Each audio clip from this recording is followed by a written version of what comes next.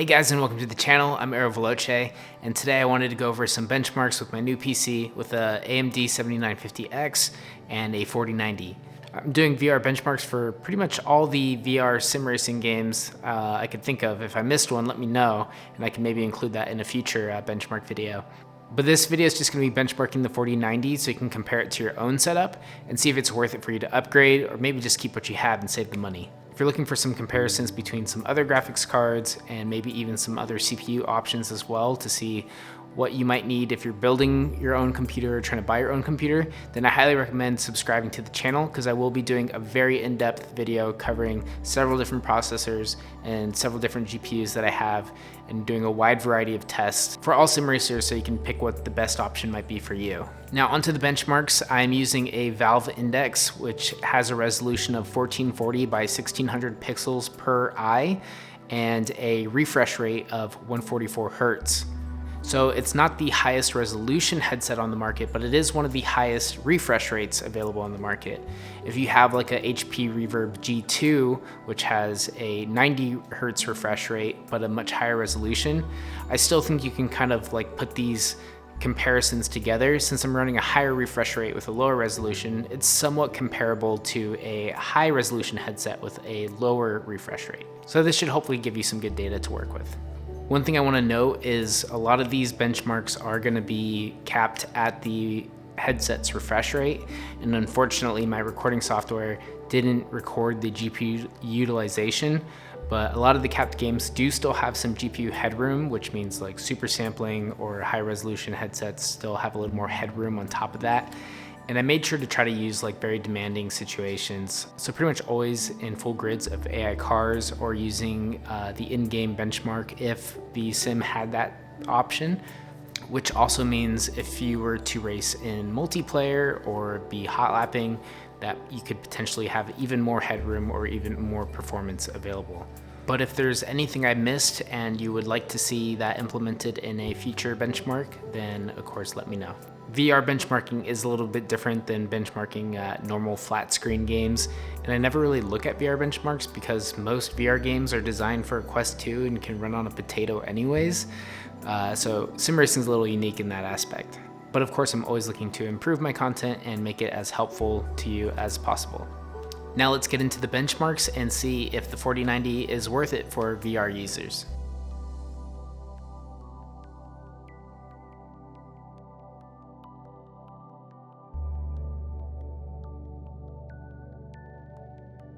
Alright, so first up we have the original Assetto Corsa set to max graphics, and running the in-game benchmark we're getting 144 FPS with 1% lows at 126.4. This is a game I couldn't hit 144 consistently with my 3090, so seeing 144 is great here, and with a little bit more headroom to even super sample or higher resolution headsets and stuff like that. Next up we have Dirt Rally, also running at 144 frames per second with 1% lows at 120.1. And this is with all maxed out settings, MSAA set to 2x, and with once again a little bit more headroom on the GPU, with the utilization bouncing between like high 70s and mid 90%. Automobilista 2, another strong showing of 144 FPS with 1% lows at 114.9. And this is on Bathurst with 20 AI cars, so putting it in a difficult situation, and it was holding 144 steady. So another game absolutely crushing, and it has that headroom for those more intense situations as well. F1 2022 getting a huge boost compared to my 3090. I was getting about 70-ish FPS on my old PC with the 5950X and 3090, bumping pretty much straight double the performance at 142.9 FPS with 1% lows at 106.8. This one was a huge increase, but was definitely using close to, if not all, the GPU power. Rfactor 2 was a bit of a strange one. On a hot lap scenario, I'd get 144 FPS no problem, but anytime you put in AI cars, I tried like the max, which is like 100. I tried 30, and I tried 20, and at every race start, I was always very heavily bottlenecked and getting about 72 FPS. This benchmark was done with about 20 cars on Watkins Glen, doing the full formation lap and a lap after that as well. As the car spread out, it did get a little bit better, and that's how we got the average FPS of 95, but those race starts, I was always heavily bottlenecked. So I don't know if Rfactor 2 might be the best representation, but there it is. iRacing was probably no improvement over a 3090 since the GPU was once again heavily bottlenecked. It is hitting 144 FPS in the hot lap, but with the AI cars, it does get bottlenecked, and it is much more heavily bottlenecked in the hot lap. I would say I was using about 43 to 50% utilization. And this was at the max quality preset. There are a lot of settings you can still improve off that, and I tried to make it even more demanding, but it ended up just becoming more CPU demanding. But definitely some headroom there to play around with some graphic settings. Assetto Corsa Competizione, probably the one everybody wants to see because it is one of the most demanding and most popular titles. And this is one that I always kind of didn't like playing on VR, and is why I actually went to triple screens, because I used to race exclusively on VR.